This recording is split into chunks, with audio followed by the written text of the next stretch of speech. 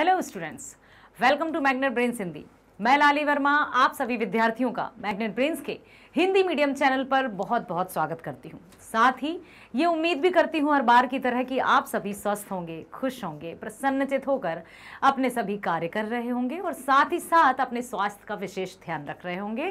Please हमेशा इस बात को ध्यान रखिएगा कि जितने अच्छे से हम अपने स्वास्थ्य का ध्यान रखेंगे उतने ही अच्छे से हमारा मस्तिष्क या हमारा माइंड जो है, ब्रेन जो है वो काम करेगा और चारों तरफ का वातावरण भी सकारात्मक रहेगा, पॉजिटिव रहेगा। ओके, मैग्नेट ब्रेन्स में आप सभी होनहार, कर्मठ और प्यारे प्यारे विद्यार्थियों का मैं स्वागत करती हूँ।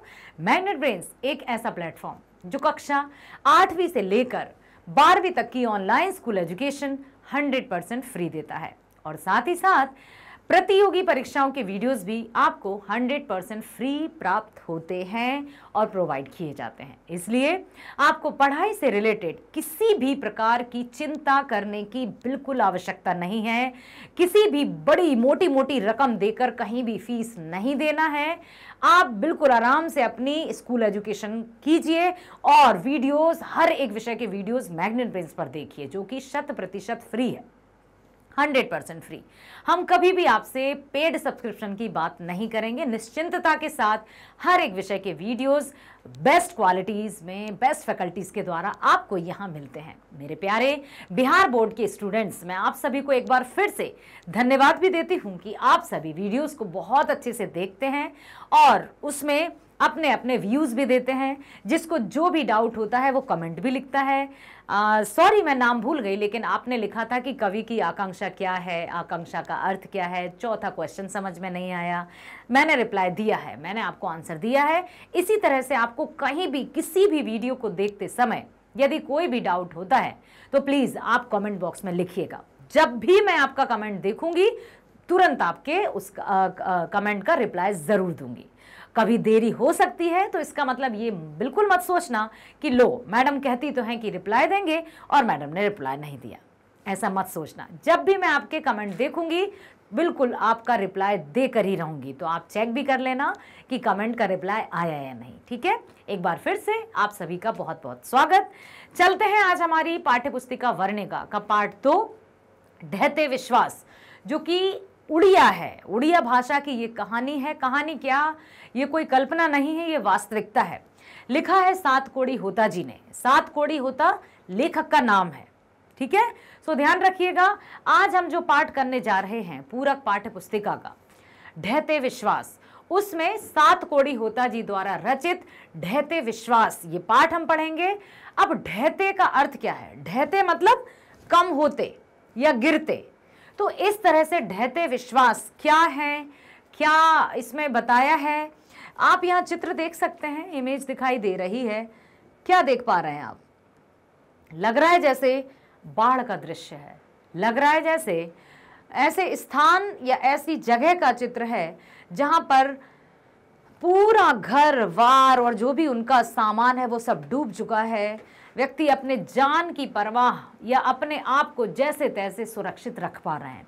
बिल्कुल सही समझ रहे हैं आप। इस चैप्टर में लेखक सातकोड़ी होता जी ने बाढ़ की भयंकरता का वर्णन किया है, या मैं यूं कहूं कि प्राकृतिक प्रकोप, जिनको अंग्रेजी में नेचुरल डिजास्टर्स कहते हैं, उनका वर्णन किया है।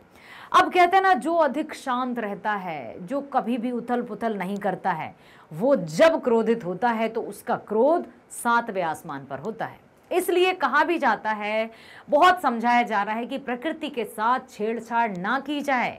उसका जो इकोसिस्टम है या प्रकृति का जो तंत्र है, उसके चक्र में किसी तरह का व्यवधान या बाधा उत्पन्न ना की जाए। लेकिन मनुष्य सुनता ही नहीं है। वृक्षों की अंधाधुंध कटाई, अपने स्वार्थ की पूर्ति हेतु सारे कार्य किए जा रहा है और अंत में जब प्राकृतिक प्रकोप आ जाते हैं तो फिर अपनी जान को बचाने के लिए यहाँ वहाँ भागता है।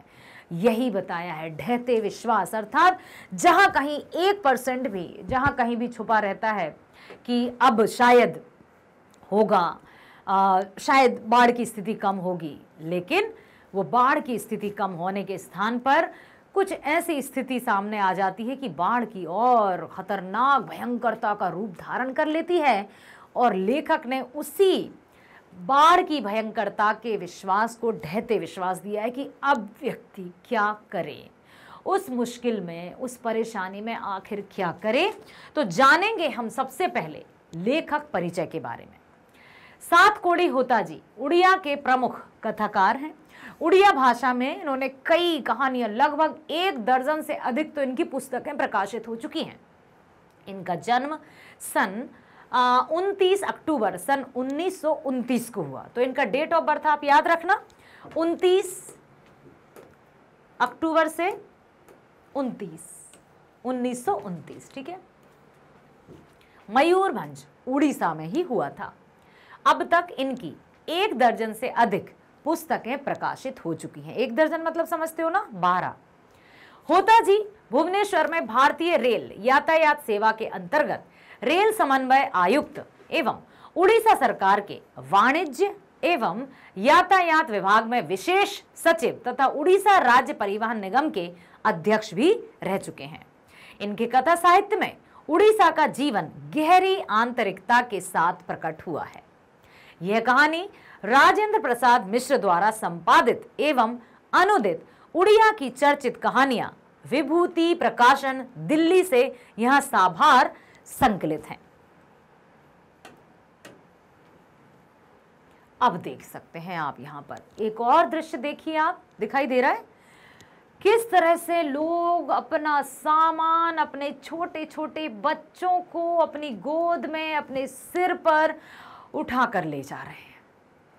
इस कदर बाढ़ की भीषणता का जब सामना होता है तो कहता ना कि बस अब क्या करें, सारी धन दौलत, जो भी घर गृहस्थी का सामान है, उसको छोड़कर व्यक्ति अपनी और अपने बच्चों की जान की परवाह के लिए, देखो आप यहाँ तक पानी है, लेकिन अपने बच्चों की सुरक्षा हेतु अपनी जान की परवाह किए बिना चला जा रहा है। इसी बाढ़ की भीषणता का जो वर्णन इसमें किया गया है, वही होता जी ने इस पाठ के माध्यम से बहुत ही यूं कहूं कि हृदय को छू लेने वाले शब्दावली में इसमें प्रयोग किया है कि किस तरह से जब प्रकृति अपने नए या यूं कहूं कि अपने विशाल या विराट रूप में आती है तो फिर वो किसी की नहीं सुनती है। कई इलाके या कई जैसे बरसात का मौसम जब होता है तो चारों तरफ ऐसा हाहाकार मच जाती, चाहे वो सूखा हो, चाहे बाढ़ हो, आंधी हो, तूफान हो, उस प्राकृतिक प्रकोप से कोई किसी की रक्षा नहीं कर सकता। अर्थात वही है, प्रकृति ही है, परमात्मा ही है जो उसको अपने नियंत्रण में ले सकता है। लेकिन मनुष्य इन सब बातों को भूल जाता है और जब ये सब कुछ समाप्त हो जाए तो फिर वो अपने आपे को खोकर, अपनी बुद्धि को खोकर प्रकृति को नुकसान पहुंचाने लगता है। सो प्लीज, आप आगे आने वाले नागरिक हैं, जिम्मेदार नागरिक हैं, तो आपको ये याद रखना होगा कि आप किस तरह से अपने जीवन यापन करेंगे। प्रस्तुत कहानी ढहते विश्वास चिंतन प्रधान कहानी है। चिंतन प्रधान मतलब सोचने पर हमें मजबूर कर देगी। सो प्लीज गंभीरता के साथ, सिंसियरिटी और सीरियसनेस के साथ मेरे साथ बने रहिएगा। इसमें कहानीकार सात कोड़ी होता ने उड़ीसा के जनजीवन का चित्र प्रस्तुत किया है कि उड़ीसा में जब बाढ़ आई थी उस समय क्या हुआ था, कैसे एक माँ से जब अपना बच्चा छिन गया और वो कहीं बह गया तो माँ किस तरह से बिलखती है। कहानी एक ऐसे परिवार की आर्थिक दुर्दशा से शुरू होती है जिसका मुखिया लक्ष्मण कलकत्ता में नौकरी करता है। ठीक है, एक ऐसे परिवार को उन्होंने केंद्र बिंदु रखकर उड़ीसा के जनजीवन की कहानी को यहाँ पर प्रकट किया है। ठीक है, कहानी का एक ऐसा परिवार जिसकी आर्थिक दुर्दशा शुरू हो चुकी है, मतलब आर्थिक इकोनॉमिकल कंडीशन बहुत बुरी है, जिसका मुखिया है लक्ष्मण जो कि कलकत्ता में नौकरी करता है, किंतु उसकी कमाई से परिवार का भरण पोषण नहीं हो पाता। एक अकेले की कमाई से परिवार का भरण पोषण नहीं होता, इसलिए उसकी पत्नी भी तहसीलदार साहब के घर के छोटे मोटे काम करके उस कमी को पूरा करती है। उसके पास 1 बीघा खेत भी है, लेकिन बाढ़, सूखा तथा तूफान के कारण वह खेत दुख का कारण बन जाता है। कैसे? कई दिनों से लगातार वर्षा होते देखकर लक्ष्मी इस आशंका से भयभ्रांत हो गई। लक्ष्मण की जो पत्नी थी उसका नाम था लक्ष्मी। इस आशंका से भयभ्रांत हो गई कि इस बार भी बाढ़ आएगी। यदि बाढ़ आई तो कैसे क्या होगा? यदि बाढ़ और तूफान साथ में आए तो घर भी उड़ जाएगा, सब कुछ तहस नहस हो जाएगा। क्या होगा? इस बात से वो बहुत बुरी तरह से डर भी गई और चिंतित भी हो गई। तूफान से घर टूट गया। कर्ज लेकर किसी प्रकार घर की मरम्मत कराती है। तूफान और सूखा से त्रस्त होते हुए भी हल किराए पर लेकर खेती भी करवाती है, क्योंकि उसकी जो 1 बीघा जमीन थी उसमें वह खेती करवाती है, जिससे कि साल भर की उसका इतना अन्न तो उपज हो ही जाती है कि घर का 2 वक्त की रोटी खा सके। सूखा होने के कारण धान के अंकुर जल गए। अब क्या हुआ? सूखा पड़ गया, बरसात नहीं हुई। उनके पास इतना धन नहीं था कि वे जैसे नहीं कि सिंचाई करवा ली जाए पैसे देकर। फिर भी हार ना मानकर बारिश होने पर रोपनी करने का इंतजार किसान कर रहे थे। बहुत प्रतीक्षा कर रहे थे कि अब तो शायद परमात्मा हम पर मेहरबान होंगे, बारिश होगी, हमारी खेती सही होगी। लेकिन लगातार वर्षा होने के कारण लो अब क्या हुआ? उनको लगा कि सूखा से राहत मिलेगी, कुछ बरसात होगी। लेकिन जब बरसात शुरू हुई तो वो रुकने का या थमने का नाम ही नहीं ले रही, और स्थिति वो आई कि सूखे के स्थान पर बाढ़ का दृश्य आ गया। और बाढ़ की भीषणता भी इस हद तक कि सारा गांव, सारा जो एरिया था, जो क्षेत्र था, वो पूरी तरह से त्रस्त हो गया। लेकिन लगातार वर्षा होने के कारण बाढ़ आने की चिंता ने लोगों की नींद हराम कर दी। लक्ष्मी का घर देवी नदी के बांध के नीचे ही था। लक्ष्मी उसी समय ससुराल आई थी जब दलेई बांध टूटा था। बाढ़ की भयंकरता के कारण लोगों की खुशी तुराई की फूल की तरह मुरझा गई। जब बाढ़ की भयंकरता का लोगों ने देखा दृश्य, तो जो उनके चेहरे पर खुशी आई थी कि चलो सूखा चला गया, बरसात होने लगी, अब खेती या हमारी फसल सही हो जाएगी। अब क्या हुआ? उनकी सारी खुशी उस तोरई के फूल की तरह मुरझा गई। तोरई समझते हो? सब्जी रहती है ना, जिसको तोरई, गिलकी, लौकी, इस तरह की जो बेल रहती है और उसका फूल मुरझा जाता है। तो यहाँ पर कहा कि ऐसा लगा जैसे कि अब क्या होगा? उनकी सारी खुशी, सब कुछ मुरझा गई, सब कुछ खुशी दुख में परिवर्तित हो गई। चारों तरफ हाहाकार मचा हुआ था। उस दर्दनाक स्थिति की अनुभूति लक्ष्मी को भी हो चुकी थी। क्या करे बेचारी? कैसे अपनी और अपने बच्चों की सुरक्षा करेगी? कैसे अपना और अपने परिवार का भरण पोषण करेगी? लक्ष्मी बुरी तरह से, पूरी तरह से चिंतित भी थी। इसलिए वह यह सोचकर सिहर उठती है कि यदि पुनः दलेई बांध टूट तो विपत्ति का सामना वह कैसे कर पाएगी? पति भी नहीं है यहाँ पर। यदि बांध टूट गया, डैम, बांध को डैम कहते हैं अंग्रेजी में, यदि वो टूट गया तो वो अकेली कैसे इस परेशानी का सामना कर पाएगी? बहुत चिंतित थी, क्योंकि तूफान और सूखा ने कमर तोड़ दी है। वैसे कमर तोड़ने का मतलब बुरी तरह से हालत खराब कर दी है। आर्थिक स्थिति पूरी तरह से चरमरा गई है। कहीं से कोई राहत की उम्मीद नहीं है। आंधी और सूखे से वो हाल हो ही चुका था, और पति परदेश में है। 3 बच्चे हैं। लक्ष्मी वर्षा की निरंतरता से भीषण बाढ़ आने की बात सोचकर दुखी हो रही थी।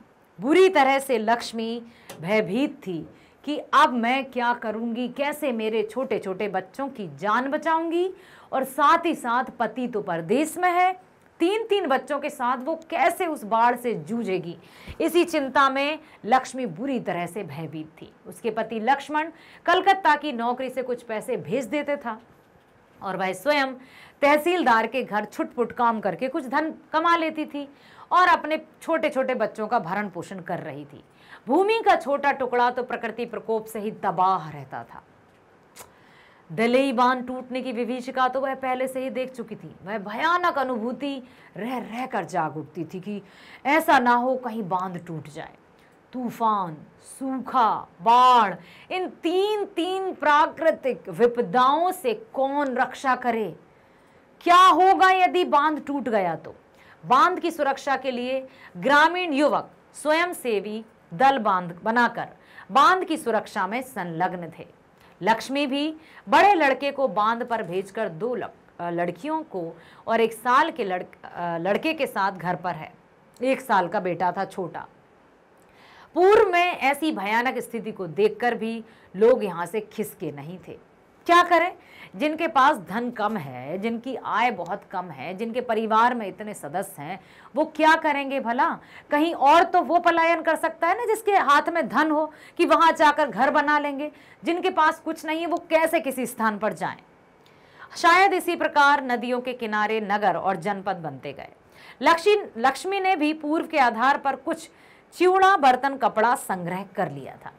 अर्थात उसने ये सोचा था कि यदि बाढ़ आई तो कुछ ऐसी बाढ़ आने की स्थिति में कुछ रस्सी, कुछ कपड़े, कुछ ऐसी सूखी सब्जी जैसे आलू वगैरह, ऐसी चिवड़ा मतलब समझते हैं ना, नमकीन जैसे कुछ पदार्थ उसने इकट्ठे कर लिए थे कि यदि बाढ़ आ गई और यहाँ वहाँ भटकना पड़ा तो कम से कम बच्चों के मुंह में ये निवाला तो डाल सकेगी।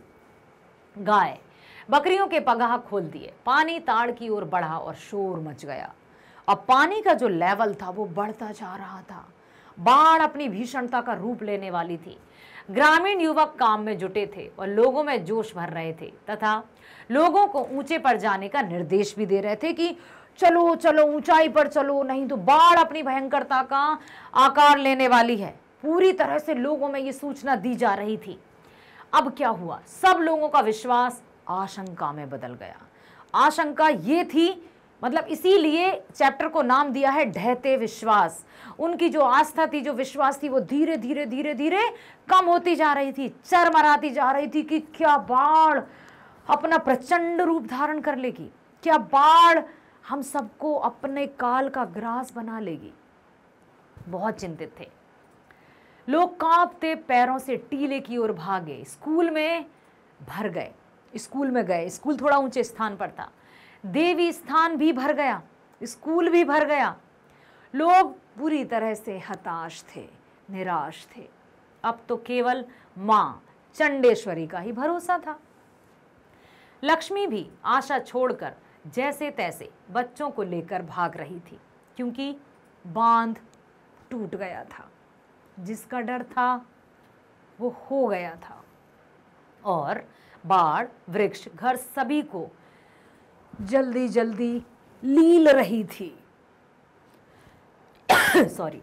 शिव मंदिर के समीप पानी का बहाव इतना बढ़ गया कि लक्ष्मी बरगद की जटा में लटक कर पेड़ पर चढ़ गई। अब कहाँ जाए, क्या करे? डरी हुई थी। वह कब बेहोश हो गई, कोई किसी की पुकार सुनने वाला नहीं था। टीले पर लोग अपनों को खोज रहे थे। स्कूल भी डूब चुका था। अतः लोग कमर भर पानी में किस तरह खड़े थे। लक्ष्मी को होश आने पर उसने देखा कि उसका जो 1 साल का बेटा था वो लापता था। घबरा गई बेचारी, रोने लगी, बिलखने लगी। वह चिल्ला रही थी, रो रही थी, पर सुनने वाला कोई नहीं था। कौन था वहां? सब अपने अपने में लगे हुए थे। लोगों का विश्वास देवी देवताओं पर से भी उठ गया। इसलिए चैप्टर का नाम ढहते विश्वास है। जो विश्वास था वो भी धीरे धीरे टूटने लगा था कि अब क्या होगा, अब इस भयंकरता का सामना कैसे करेंगे, क्योंकि पानी सर से ऊपर जाने वाला था। कहीं कोई स्थान ऐसा नहीं बचा था जहां पर सुरक्षित रहा जा सके। लोगों का विश्वास देवी देवताओं पर से भी उठ गया, क्योंकि इन पर बार बार विश्वास करके लोग ठगे जा रहे थे। लक्ष्मी ने पुनः पीछे देखा, पर उसकी दृष्टि शून्य थी। उसका छोटा सा बेटा जो 1 साल का था, वो उससे, क्योंकि वो बेहोश हो गई थी ना, तो कब उससे छूटकर कहाँ बाढ़ में बह गया था कुछ नहीं पता। और माँ से उसके बच्चे का दूर हो जाना तो सिर्फ माँ ही ये कल्पना कर सकती है। माँ का ये दर्द बहुत गहरा होता है। फिर भी एक शिशु शव को उसने पेड़ के तने पर से उठा लिया। जो भी एक, क्योंकि कई चारों तरफ यूं कहे ना कि शमशान घाट की तरह हो गया था। शव पड़े हुए थे, बहते जा रहे थे, कौन जिंदा था कौन क्या कुछ समझ में नहीं आ रहा था। फिर भी एक शिशु शव को उसने पेड़ के तने से उठा लिया और सीने से लगा लिया, जबकि वह उसके पुत्र का शव नहीं था। लेकिन बेचारी क्या करती, माँ की ममता थी ना, उसने उसी छोटे से बच्चे को अपने सीने से लगा लिया और रोती बिलखती रही, परंतु कोई नहीं था। और होता भी कौन, क्योंकि चारों तरफ हाहाकार मचा हुआ था, बाढ़ ने तबाही मचा रखी थी। लक्ष्य और पति उसका परदेश में था, जैसा कि मैंने अभी बताया। तो पूरी जो भयंकरता थी, इसी का वर्णन किया है लेखक ने, और इसीलिए इस चैप्टर का नाम है ढहते विश्वास। कहते हैं ना कि विपत्ति में जो साथ दे, कौन साथ दे, यहाँ तो कोई ही नहीं था। चलिए, तो ये थी ढहते विश्वास की कहानी, जो कि अभी आपने सुना। इसी प्रकार से प्राकृतिक प्रकोपों से यदि हमें बचना है, नेचुरल डिजास्टर से यदि हमें बचना है, तो प्रकृति का साथ हमें देना होगा, प्रकृति के अगेंस्ट हमें खड़े नहीं होना होगा। अधिक से अधिक वृक्षारोपण करना होगा, वृक्षों की कटाई को रोकना होगा, और अपनी लालसाओं को बिल्कुल भी नहीं मतलब दिल में जगह नहीं देनी है। आवश्यकताएं जरूर प्रकृति पूरी कर सकती है, लेकिन लालसाओं की पूर्ति कभी कोई नहीं कर सकता। और यदि मन में लालसा आई तो वो दलदल की भांति हमें नीचे ले जाती है, और वो दलदल हमें कब मौत के घाट ले जाता है हमें भी पता नहीं चलता। समझ में आया? तो बने रहिए मेरे साथ मैग्नेट ब्रेन्स पर, जो कि कक्षा 8वीं से 12वीं तक की स्कूल ऑनलाइन एजुकेशन के साथ साथ सभी प्रकार की प्रतियोगी परीक्षाओं के वीडियोस भी आप सभी होनहार स्टूडेंट्स को 100% फ्री प्रोवाइड करता है। तो मैं कहती हूं, हर एक विषय के वीडियोस देखिए, बहुत ध्यान से देखिए, लाइक कीजिए, सब्सक्राइब कीजिए। सब्सक्राइब करेंगे तो आपको नोटिफिकेशंस प्राप्त होते रहेंगे। साथ ही साथ अधिक से अधिक शेयर करो, प्लीज अधिक से अधिक शेयर करो, ताकि आपका और हमारा साथ यूं ही बना रहे, हम यूं ही मिलते रहें और आप इसी तरह से बेस्ट एजुकेशन प्राप्त करते रहें। चलिए, बहुत बहुत धन्यवाद आपको, मिलते हैं नेक्स्ट वीडियो में। Bye bye, thank you so much.